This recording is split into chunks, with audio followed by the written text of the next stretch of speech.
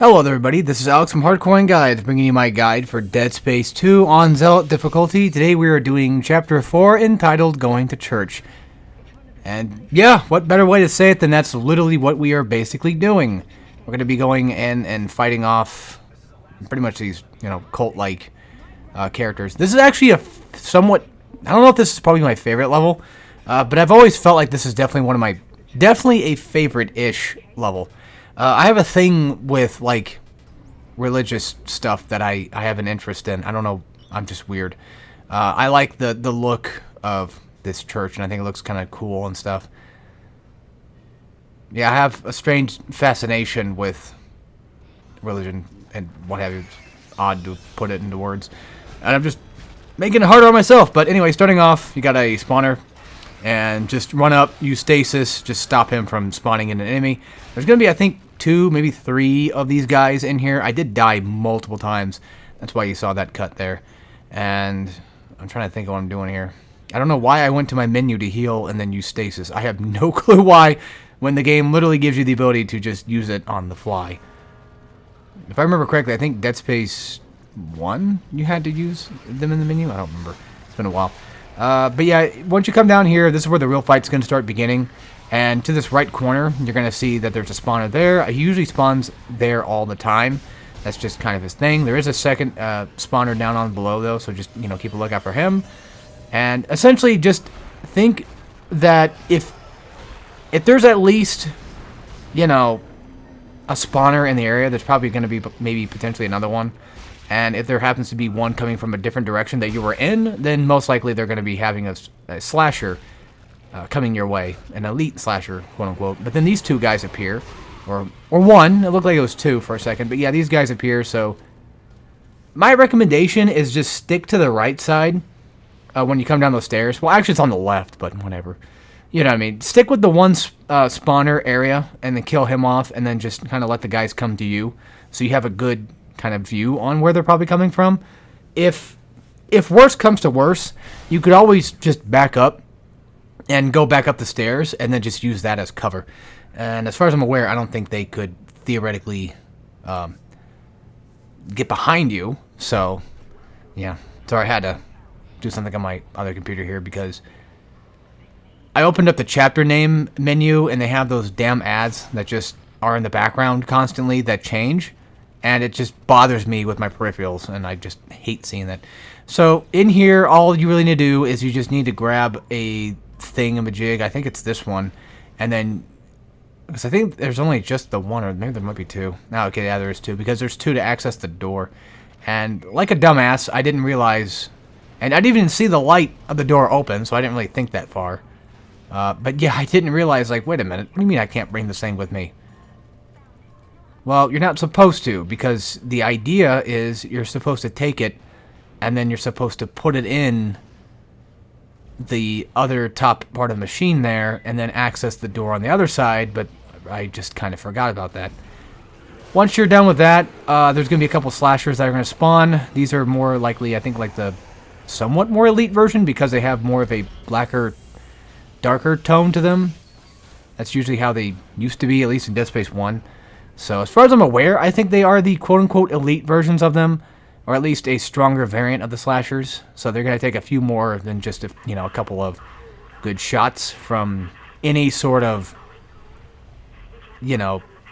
weapon that can pierce through them. Any weapon that can pierce the veil, so to speak, I guess one could say. Did I? I was going to say, please don't tell me I left without getting this damn thing, because I know it's there. Pretty sure I probably use... Okay, I dropped the health. That's fine. We already have plenty of health anyway. It's not a big deal. But now we have access to the security suit, and there's no way in shit I'm going to leave that one behind, so... Yeah. Also, this was something I was talking about, I think, to myself. I don't think I mentioned this on any of the videos yet. But I find it funny how Dead Space 2 shows Isaac being more of an engineer type, but I don't think we've ever really had much of that in the other games. I also left this in just to kind of showcase, like, yeah, you're going to basically get attacked, and you're going to have to mash your way out of it, so, just keep that in mind, that this is a spot where that does happen at. Yes, nothing's there, but if you do happen to fail the button mash, I believe you do die. from what I remember. 'Cause I think I died there once on accident. Or on purpose, I don't know. But yeah, it's funny how, like, Isaac does, like, all this. He's an engineer, right? But he didn't really do much for Dead Space 1. And then in Dead Space 2, they added, like, the ability to go through vents. Yes, he's literally among us. Yes, haha. And then, on top of that, you have those little circuitry things that he kind of messes with. And, you know, he just kind of just pulls a few wires, breaks them, and there you go.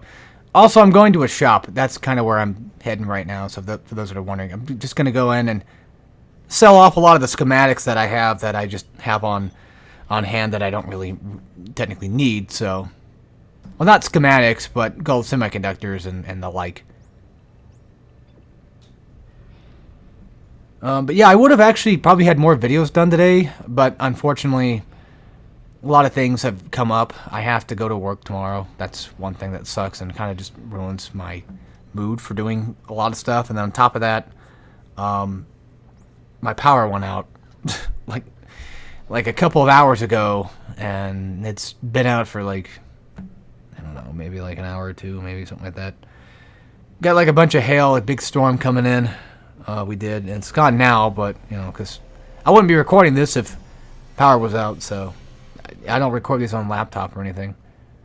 Mainly because my laptop could not run any editing tool, I guarantee it. There's no way in shit it would.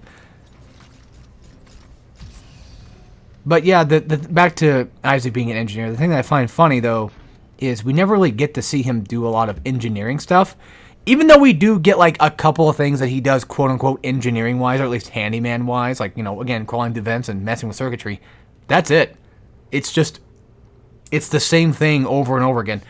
Like, I guess, technically, you could argue that, well, he does put in, like, the security satellite things in, like, Dead Space 1, you know, he does a couple of that stuff here and there. He does some zero-gravity stuff where he fixes a couple of things. But is that really, like, truly the engineer aspect of Isaac, I guess? I don't know. I kind of want to see something that at least has that, but it doesn't need to make him do the same exact thing over and over again. I mean, don't get me wrong, I appreciate him.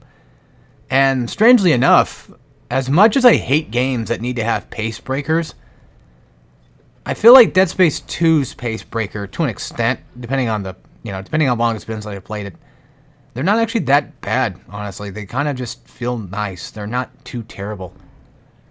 I think it's probably there as a loading screen, if anything. Or to mask loading screens and loading times and what have you. And if it is, that's fine. Because at least it does a somewhat decent job at doing it. Because there's plenty of other games that just do a completely horrendous job and just piss me the hell off. Looking at you, God of War 4, you know exactly what I'm talking about. The goddamn boat stuff sucks.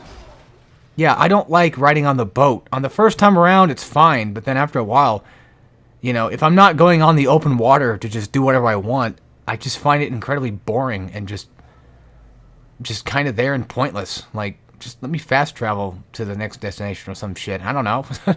Just throw Kratos across the way. Have, like, a big, giant, you know, giant creature thing. Just grab Kratos and just throw him, and the next thing you know, there you go, you made it to the next area.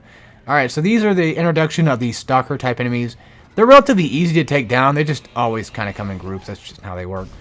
So the idea is, obviously, you just want to shoot them like in the legs, stop them from coming at you, and turn them into crawlers. And then after you've shot them in the leg, shoot them once again, shoot them once again, at least in the arm or even possibly the head. And then usually about 1 shot, 2 shots, 3 shots in total typically are enough to kill them at this level. And then after that, just grab one of their hands and then just use that as a spike to kind of just throw out the other enemies and do some damage. And then just kind of rinse, slather, repeat. Just stay up here. Don't worry about going anywhere too far. And when they poke their heads out, just aim your gun toward them for like a few seconds, and then they'll eventually just pop out and start chasing after you. And typically, only one usually chases after you at once. I've never really had an encounter where I feel like there's ever been like too many coming at me all together.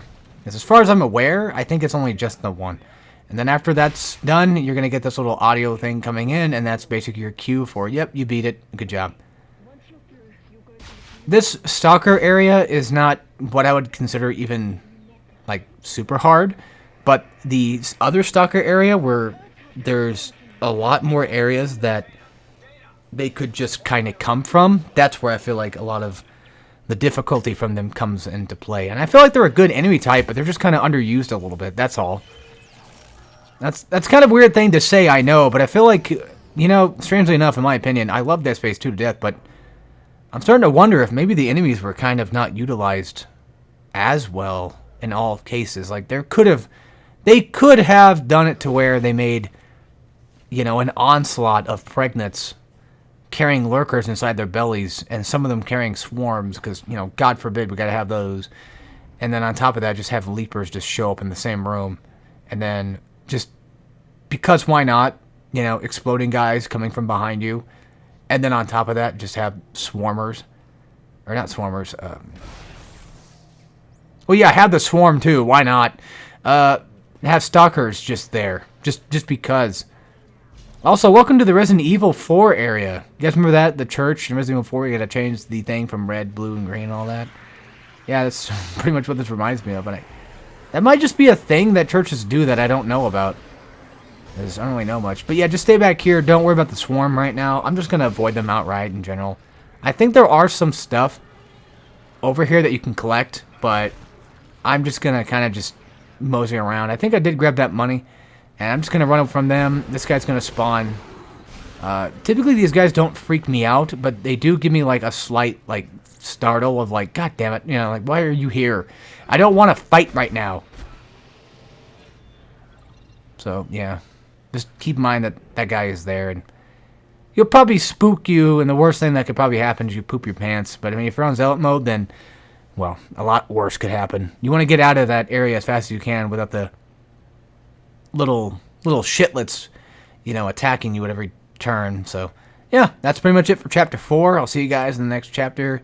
And as always, take care, everybody.